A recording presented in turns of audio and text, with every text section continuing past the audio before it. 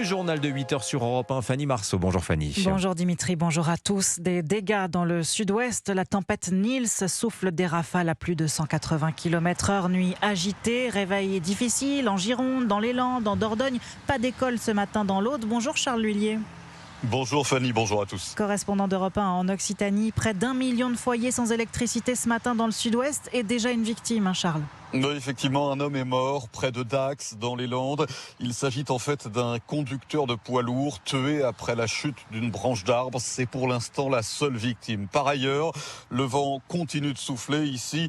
Des rafales, et Anissa Dadil le précisait tout à l'heure, des rafales qui atteignent par exemple 160 km/h à Biscarrosse, 150 km/h à Pau. Conséquence, dans plusieurs départements du sud-ouest, il n'y aura pas de transport scolaire aujourd'hui. Les crèches sont fermées.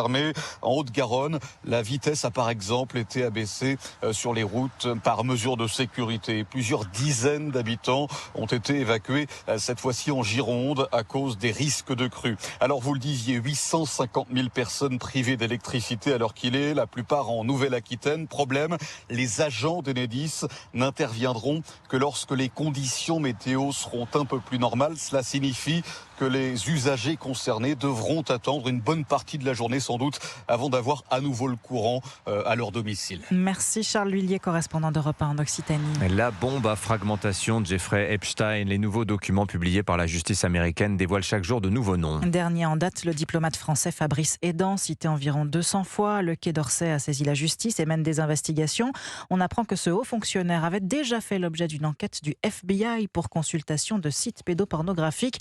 Totalement et purement faux, réplique son avocate, assurant qu'aucune poursuite n'a jamais été engagée, ni aux États-Unis, ni en France. La justice française qui, depuis 2019, avait déjà accès à toutes les informations que l'on découvre aujourd'hui. Oui, sur Jack Lang, sur Daniel Siad, sur Fabrice Hédan, parce que depuis 2019, William Molinier, la justice avait accès à la boîte mail de Jeffrey Epstein. Le document émane du parquet de Paris. On y apprend que lors de la perquisition en 2019 de l'appartement parisien de Jeffrey Epstein, les enquêteurs ont retrouvé du matériel informatique avec des photos et des vidéos de jeunes filles, parfois totalement dénudées, mais surtout, la justice française a exploité le contenu du compte Gmail du financier américain, 4500 courriels faisant référence, entre autres, à des femmes ou à des rendez-vous. Un fichier laisse même apparaître une liste de 62 noms de femmes. En clair, le parquet de Paris avait, il y a 6 ans déjà, tous les éléments pour enquêter. Autre incongruité que l'on apprend au détour d'un échange de mails de l'administration américaine, il est envisagé un échange informel entre le parquet de Paris et les magistrats new-yorkais en cercle qualifié de particulièrement restreint. Comprendre un circuit court, direct et qui ne laisse pas de traces. Les Américains ont-ils demandé aux Français de cesser leurs investigations quand ils ont découvert le contenu de la boîte mail? La question se pose. À l'époque, le procureur de la République de Paris était Rémi Heitz. Il est aujourd'hui procureur général près la Cour de cassation. Pointe de la pyramide de l'ordre judiciaire. William Molinier du service police-justice d'Europe 1. Vous écoutez Europe 1 matin, il est 8h05. Bruno Retailleau va-t-il briguer l'Élysée ? Réponse dans les heures qui viennent. Le patron des Républicains, sorti du gouvernement en octobre dernier, doit annoncer sa décision aujourd'hui, à un peu plus d'1 an de la présidentielle, car chaque minute compte, Alexandre Chauveau. S'il y va, il veut partir en campagne tôt pour prendre de court ses principaux adversaires. C'est donc bien avant les municipales que Bruno Retailleau devrait se lancer dans la course à l'Élysée. Donné autour de 8% des intentions de vote dans les sondages, le président des Républicains estime qu'il n'a pas le luxe d'attendre. Chaque semaine de campagne va compter, anticipe ainsi son entourage. Dans une période morose pour LR, marquée par une défaite historique en Haute-Savoie et une relation plus que tendue avec Laurent Wauquiez et une partie des députés, Bruno Retailleau entend s'extraire des affaires du parti pour aller à la rencontre des Français. En se déclarant cette semaine, le Vendéen espère aussi éviter l'embouteillage de candidats après les municipales, celles d'Édouard Philippe et de Gabriel Attal étant les plus attendues. L'idée d'une primaire ne le convainc pas vraiment pour l'instant.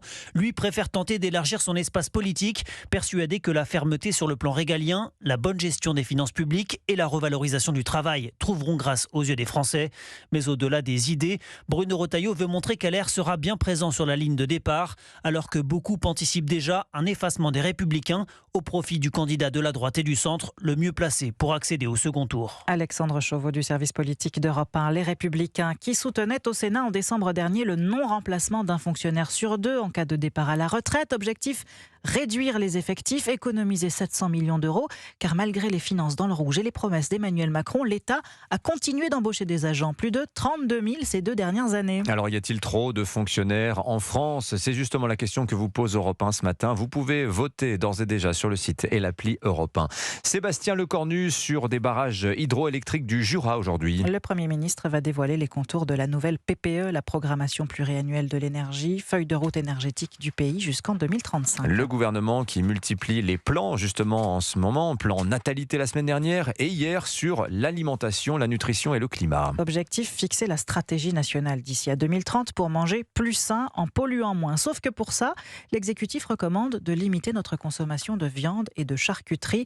En pleine crise agricole, les éleveurs ne digèrent pas la nouvelle, Charles Bouchin. Ça va mes mères, vous avez bien mangé à midi ? Comme chaque jour depuis 45 ans, Didier s'occupe de ses charolaises. Au milieu de son étable, l'éleveur a du mal à encaisser l'appel du gouvernement à limiter la consommation de viande. On est dans un pays de liberté, on ne peut pas nous empêcher de manger de la viande. Moi je suis éleveur, que je vois mes clients dans ma cour qui sont satisfaits du produit que je vends. Si je leur dis messieurs, allez manger du steak de soja, ils vont tous me faire la gueule. Pulvère et pantalon rentrés dans les bottes, il dénonce un discours qu'il ne supporte pas. Il faut manger moins de viande parce que ça pollue. Ah ouais, ça pollue, mais ce qui vient de l'étranger, avec les kilomètres qu'il va faire pour venir en France, il va polluer aussi. Est-ce qu'au niveau qualité sanitaire, on aura la même qualité ? Les contrôles ne sont pas les mêmes dans les pays tiers qu'en Europe et en France. La dermatose nodulaire, le Mercosur et maintenant cet appel du gouvernement. Didier, le visage marqué, ne peut plus cacher sa colère. Jusqu'à présent, on fermait nos gueules parce que on avait toujours un peu de rentabilité machin. Mais aujourd'hui, les charges ils augmentent, tout augmente. On n'a pas forcément la reconnaissance non plus de tout le monde et qu'au bout d'un moment, on en a marre. Cette énième injonction risque de démotiver les générations futures, souligne Didier. Lui-même, bientôt retraité, il n'a toujours pas trouvé de repreneur. Charles Bouchin. Les Jeux Olympiques d'hiver, Milan-Cortina et le sans-faute exceptionnel des Français en danse sur glace hier soir.